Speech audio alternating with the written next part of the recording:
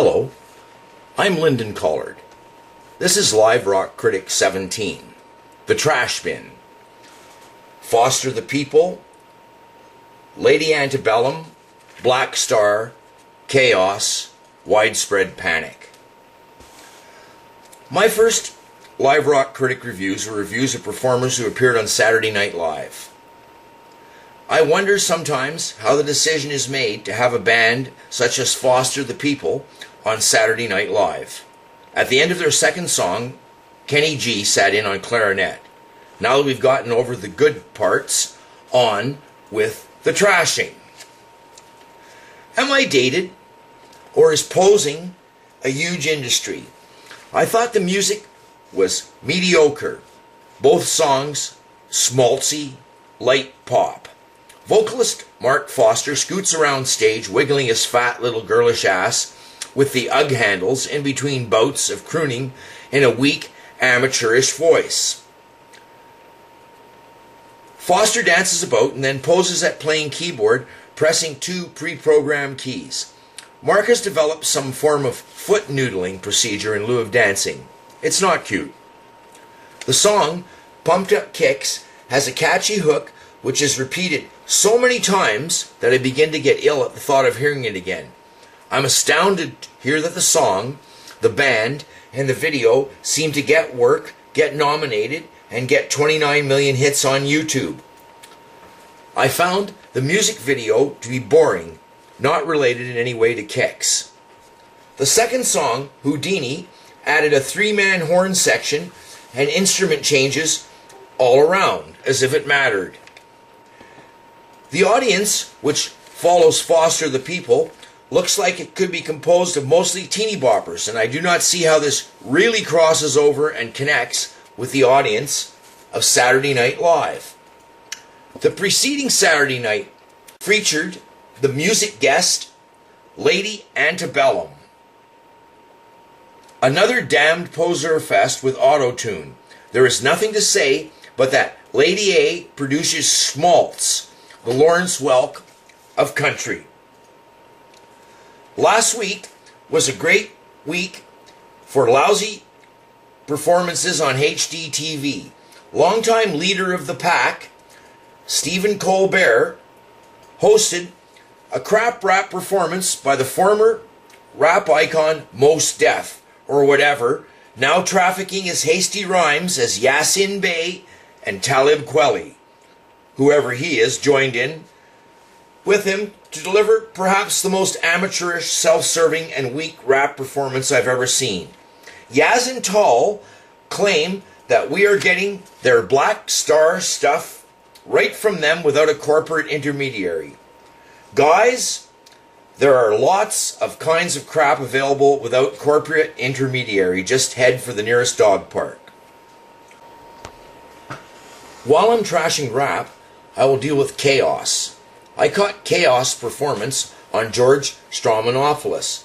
Ridiculous getup, historical references to Dylan, Markley, and Chris One, for whatever that means. He claims Kanon and Drake are his sons, and then out he comes with the same old so what lyrics. Tries to get audience participation, fails. Then Chaos sings. Bad idea. Weak. More weak with acoustic guitar lead. George loves him, he loves George. I'm told I should listen to the lyrics. I have it easy over and over again in between the usual beat of kitchen utensil rap. Widespread Panic played live at the Georgia Theater in Athens, Georgia. It took a bit of consideration before I decided that this band was destined for a negative review. Perhaps if the performance had included only a couple of songs, I would not have viewed the band as so lacking.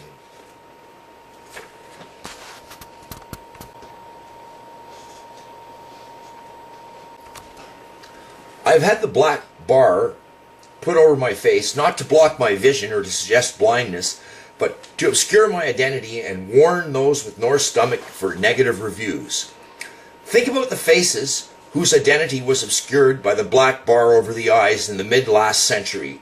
The Chicago Vice Police burst in, and right behind them, the intrepid crime reporter lifts his camera and bangs off a huge flash from a 9-inch aluminum reflector. Pow! The lights are on the prostitute and her John, and when the picture appears in the newspaper, it has these black bars to obscure the identity and avoid the terrible shame of exposure of prohibited body parts, or staring out from negative reviews.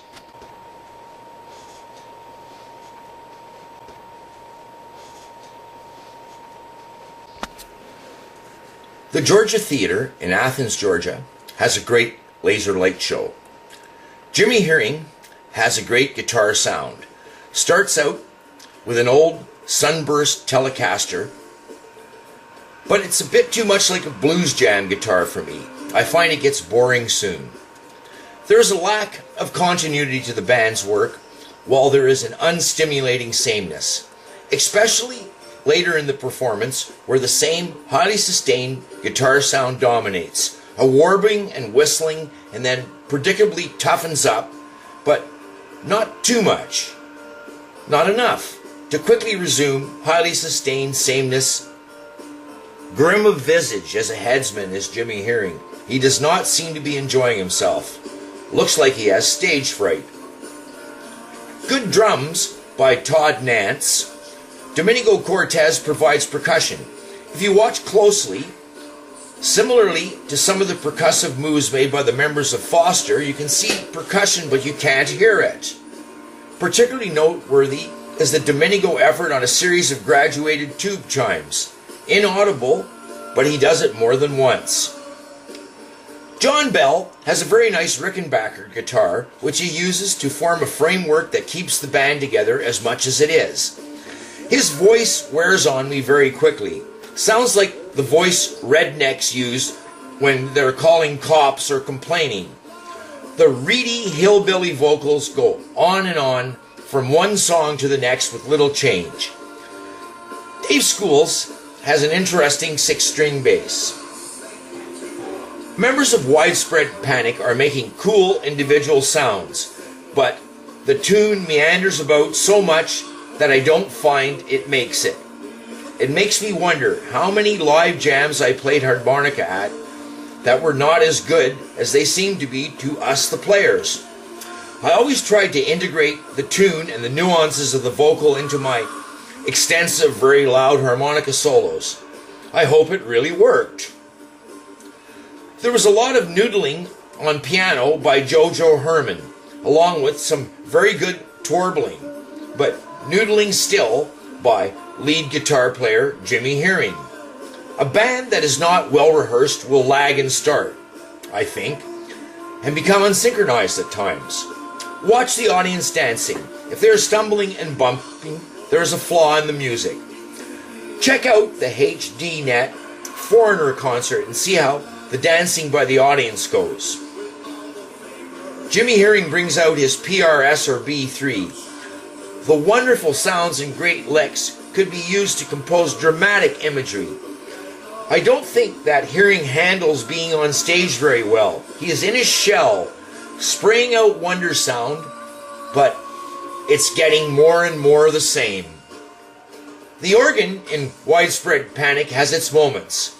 Joe Herman, during a song about a sleepy monkey, and the band plays together and has a really good point.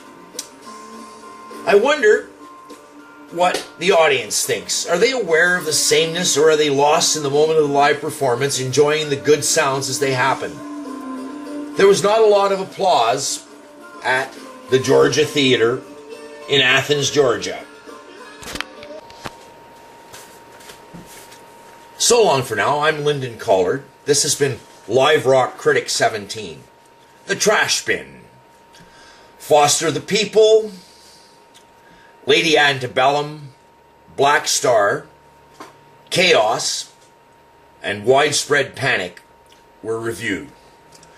I found all of these bands lacking in the performance, which I critiqued, certainly. Watch for my review of the excellent Tom Petty and the Heartbreakers performance at Gatorville, Florida.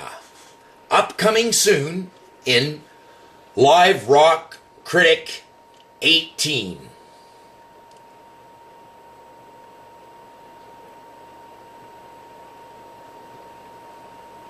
Rap is crap. Widespread panic.